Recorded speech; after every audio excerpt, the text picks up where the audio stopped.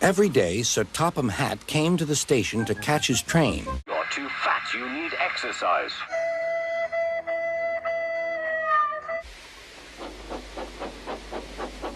There were lots of freight cars, and Thomas worked very hard pushing and pulling them into place. There was also a small coach and two strange things his driver called cranes. "That's the breakdown train," he told Thomas. "The cranes are for lifting heavy things like Sir Topham Hatt." One day, Thomas was in the yard. Suddenly, he heard an engine whistling. "Help! Help!" A freight train came rushing through much too fast. The engine was James, and he was frightened. His brake blocks were on fire. "They're Killing me! Killing me!" he panted. On, laughed the freight cars, still whistling, "Help! Help!" Poor James disappeared. Soon came the alarm. "James is off the line! The breakdown train! Quickly!"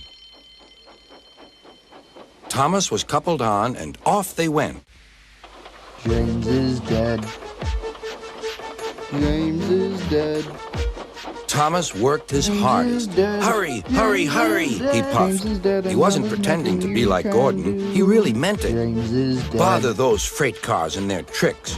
I hope poor James isn't hurt.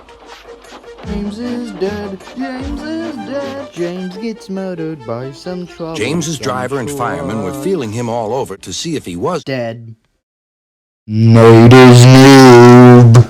He pulled away the unhurt freight cars. "Oh dear, they groaned. "Serves you right, puffed Thomas. He was hard at work, puffing backwards and forwards all afternoon. "This'll teach you." He goes in for the shunt, and they answered. Yaboo Snoops, Yaboo Snoops. They left the broken cars. Then, with dead. two cranes, they put James back on the rails. James isn't dead. James isn't dead. James isn't dead. I don't know why I thought that crash would kill him. James isn't dead.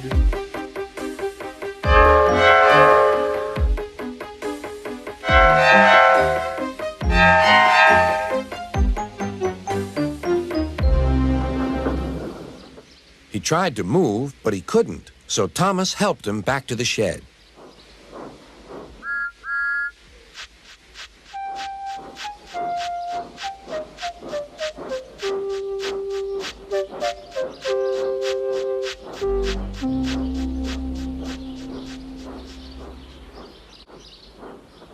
Sir Topham Hatt was waiting anxiously for them. "Well, Thomas," he said, "I've heard all about it, and I'm very..." Wait, what's that? I don't know.